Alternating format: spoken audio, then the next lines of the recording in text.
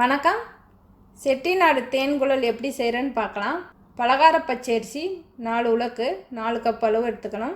4 cup எதில் வேணாலும் அரிசி அளந்துக்கலாம். எதில் அரிசி அளக்குறோமோ அதே இதில் உளுந்து அளந்தால் போதும்.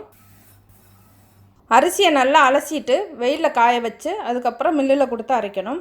உளுந்து 1/4 ஆளாக்கில் இருந்து 1.5 ஆளாக்கு அளவு சேர்க்கலாம். 1/4 கப்பில் இருந்து 1.5 கப் அளவு சேர்க்கணும். சின்ன உலக்கில் அளந்துக்கிறேன். 1.5 உலக்குக்கு கொஞ்சம் கம்மியாக எடுத்துருக்கேன் உளுந்து. இப்போ இந்த உளுந்தை வெதிப்பி எடுத்துக்கணும். ஒரு கடாய் வச்சுட்டு மிதமான தீயில் வச்சு வறுக்கணும். ரொம்ப செவக்க வறுக்கக்கூடாது, முறுக்கு கலர் மாறிடும். உளுந்துலேருந்து வாசமும் வரும். கை பொறுக்கிற சூட்டில் தீ அமர்த்திக்கணும். அரிசியை நல்லா வெயிலில் காய வச்சுட்டு உளுந்தையும் அரிசியும் சேர்த்து மிஷினில் கொடுத்து அரைச்சி வாங்கிக்கணும். தேன்குழலுக்குன்னு சொன்னால் அரைச்சி தருவாங்க.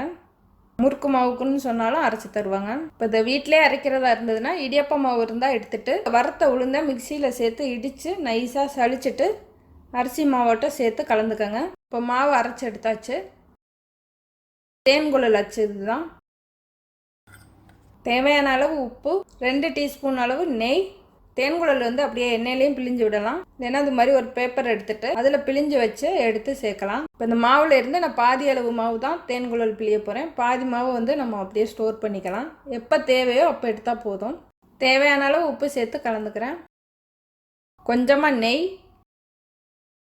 இப்போ கொஞ்சம் கொஞ்சமாக தண்ணி சேர்த்து பிணையணும். இப்போ மாவு நல்லா பிணைஞ்சாச்சு. இந்த மாதிரி பிணைஞ்சு எடுத்துக்கணும். கடாயில் முறுக்கு பொரிக்கிற அளவு எண்ணெய் சேர்த்து காய விடணும். முதல்ல பிழிஞ்சு பார்க்கணும் நல்லா வருதான்னு. ரொம்ப இறுக்கமாக இருந்ததுன்னா கொஞ்சமாக தண்ணி தெளித்து பிணைஞ்சிக்கணும். கரண்டியில் முறுக்கு சுற்றி சேர்த்திங்கன்னா பார்க்க அழகாக வரும். ஆனால் எண்ணெயில் பிழிஞ்சிங்கன்னா மட்டும்தான் நல்லா முறுக்கு மொறுமொறுன்னு வரும்.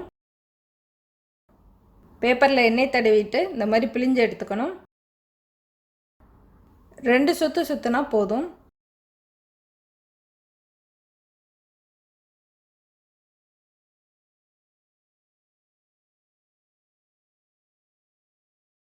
இப்போ கரண்டியில் சுற்றிக்கிறேன்.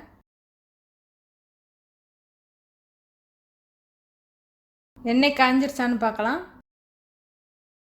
எண்ணெய் காஞ்சிருச்சு. சுற்றி வச்ச முறுக்கை ஒவ்வொன்றா சேர்த்துறணும். பேப்பரில் சுற்றி இருக்க முறுக்கை இந்த மாதிரி கரண்டியில் எடுத்து சேர்க்கணும்.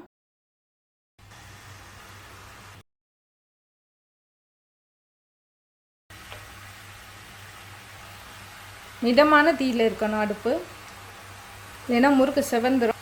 இந்த முறுக்கை உடனே திருப்பி விடாமல் செவந்துடுச்சு. முறுக்கை செவக்க விடாமல் எடுக்கணும்.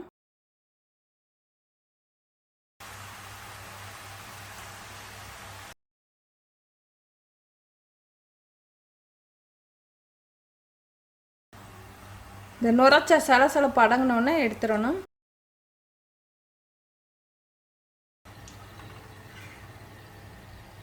இப்போ முறுக்கை எண்ணெயிலே பிழிகிறேன். இந்த மாதிரி எண்ணெயில் பிழிஞ்சிங்கன்னா முறுக்கு மொறுமொறுன்னு நல்லாயிருக்கும். உடனே பக்கம் பக்கமாக பிழிஞ்சிங்கன்னா பிரிஞ்சு ஓடாமல் இருக்கும்.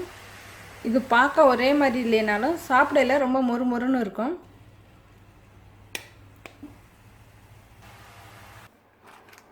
தேன்குழல் முறுக்கு ரெடி ஆயிடுச்சு. எண்ணெயிலே பிழிஞ்சோம்னா அந்த முறுக்கு கலக்க அழகாக இருக்கும். இது முதல்ல செவக்க விட்ட முறுக்கு. இந்த மாதிரி செவக்க விட்டு எடுக்கக்கூடாது. எப்போவுமே கடலை எண்ணெய் எடுத்துக்கிட்டிங்கன்னா நல்லா சுவையாக இருக்கும் முறுக்கு. நெய் வேணாலும் பாதி அளவு சேர்த்துக்கலாம், சுவை கூடும். அப்புறம் ஒரு குறிப்பு, கடை மாவு இடியப்ப மாவு எடுத்திங்கன்னா சில டைம் முறுக்கு உடஞ்சி தான் வரும். வீட்டிலே அரைச்ச இடியப்ப மாவுனா தான் சரியாக வரும். நன்றி.